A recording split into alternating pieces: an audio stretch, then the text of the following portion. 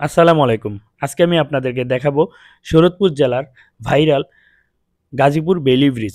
যদিও গাজীপুর বেইলি ব্রিজটি এখন পরিত্যক্তভাবে পড়ে আছে, তার পাশেই তৈরি করা হয়েছে নতুন একটি দৃষ্টিনন্দন ব্রিজ।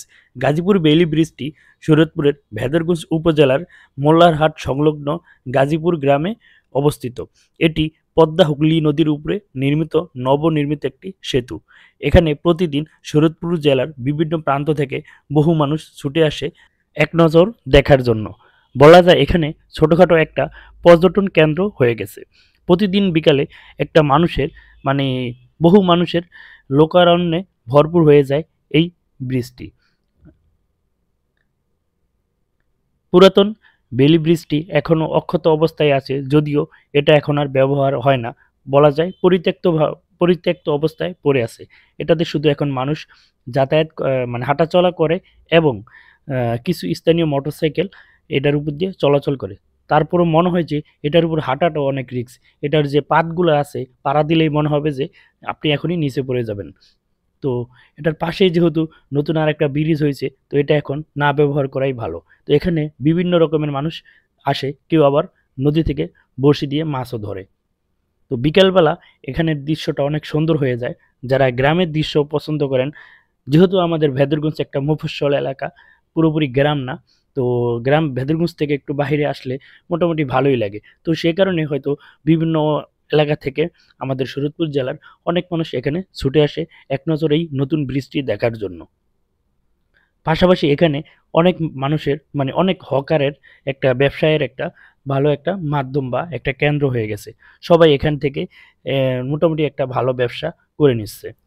তো আমরা বেশি কিছু নিলাম না। আমরা আইসক্রিম নিলাম ৫ টাকার। যেহেতু আমরা এক জায়গায় দাওয়াতে গেছিলাম, দাওয়াত খাওয়ার পরে এখানে আসছি। তো দেখতেই পারতেছেন বিকেলবেলা কত মানুষ এখানে এখনই ভিড় হয়ে গেছে। আসরের ঠিক আগ দিয়া বা আসরের পর দিয়া মানুষের ভিড়টা আরো বেশি বেড়ে যায়। বিশেষ করে যদি আপনি শুক্রবারে এখানে আসেন, মানুষের ভিড় দেখবেন কি পরিমাণ। আর এই ব্রিজটি তৈরি করা হয়েছে জাপান সরকারের সহায়তায়। জাপানের যে জাইকা আছে তার সহায়তায় আরকি। আরো যে পুরাতন বেইলি ব্রিজটি, আর এটা দেখেন নিচেও মানুষ নেমে গেছে। যার মতো করে ছবি তুলতেছে, মুঠোফোনে বন্দি করতেছে নিজের এই ব্রিজে আসার স্মৃতি। তো এই ব্রিজটা হলো আহ, শরীয়তপুর থেকে যে চাঁদপুরের যে চট্টগ্রাম এবং খুলনা যে সড়ক নির্মাণের যে আহ, মানে প্ল্যান, সেটারই অংশ। এশিয়ান হাইওয়ের একটি অংশ। তো এখানে দেখতে পাচ্ছেন নানান ধরনের খাবার, মুখরোচক সব ধরনের খাবারই এখানে পেয়ে যাবেন। মোটামুটি একটি খাবারেরও জায়গা পাইবেন। খোলা জায়গায় বসে আপনি খাবার খাইতেছেন, আবার দৃশ্য দেখতেছেন, সূর্যাস্ত দেখতেছেন। যেখান থেকে সূর্যাস্তটা অনেক সুন্দর দেখা যায়। মনে করেন যে একটা দারুণ একটা জায়গা। তো আপনি অল্প খরচে দেখা গেছে যে যদি হঠাৎ করে গ্রামে যান ঢাকা থেকে, তো এরকম জায়গায় গেলে একটু মনটা ভালোই হয়ে যাবে।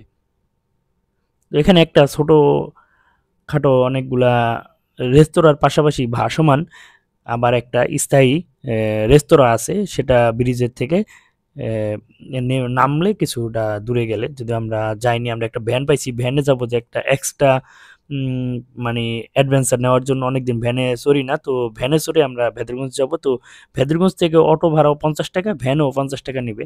তো ভাবলাম যেহেতু ভ্যানে এখন যেহেতু বৃষ্টি হওয়ার সম্ভাবনা নাই, তো ভ্যানেই যাইতে পারি। ভ্যানে গেলে একটা এক্সট্রা অ্যাডভেঞ্চার হবে, আর মনটাও অনেকটা ভালো হয়ে যাবে খোলামেলা বাতাসে। তো সেই উদ্দেশ্য করে আমরা ভ্যানে উঠে গেছি। তো যা যা আনন্দটা বা যা ভালো লাগা ব্রিজের উপর দেখে কাজ করছিল, তার চেয়ে অনেক বেশি কাজ করছিল ভ্যানে করে ফিরতে পেরে। মোটামুটি ভালোই লাগছিল। তো চাইলে আপনারা যদি যান, আপনারাও কিন্তু ভ্যানে করে চলে আসতে পারেন এক্সট্রা অ্যাডভেঞ্চার নেওয়ার জন্য। মনটা ফ্রেশ হয়ে যাবে। তো বসে আছি ভ্যানালার পিছনে। তো গাড়ি গ্রামের সুন্দর রাস্তা ধরে এগিয়ে চলছে আমাদের ভেদরগঞ্জের দিকে।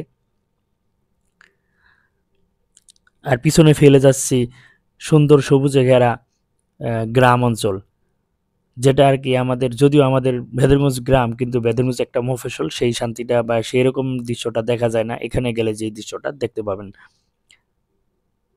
তো ভিডিওটা বেশি বড় করার ইচ্ছা নাই। তো আপনারা চাইলেই কিন্তু ঘুরে আসতে পারেন আমাদের গাজীপুর বেইলি ব্রিজ থেকে খুব কাছেই। সুন্দর একটা জায়গা, সূর্যাস্ত দেখতে পারবেন সুন্দর করে। আবার অনেক সুন্দর, সুন্দর খাবার মুখরোচক পেয়ে যাবেন। আবার ছোটখাটো একটা রেস্তোরাঁও কিন্তু এখানে আছে। যদিও সেটা দেখাইতে পারলাম না ভ্যানটা পেয়ে যাওয়ার কারণে। না হলে ওটার সামনে যাওয়ার ইচ্ছা ছিল। তো যাওয়া হলো না। নেক্সট কোনো এক সময় ওখানে যাবো। তো আপনারা সবাই ভালো থাকবেন। পরবর্তী কোনো ভিডিওতে দেখা হবে ইনশাআল্লাহ। ভালো লাগলে লাইক, কমেন্ট, শেয়ার করবেন। আর আল্লাহ হাফেজ।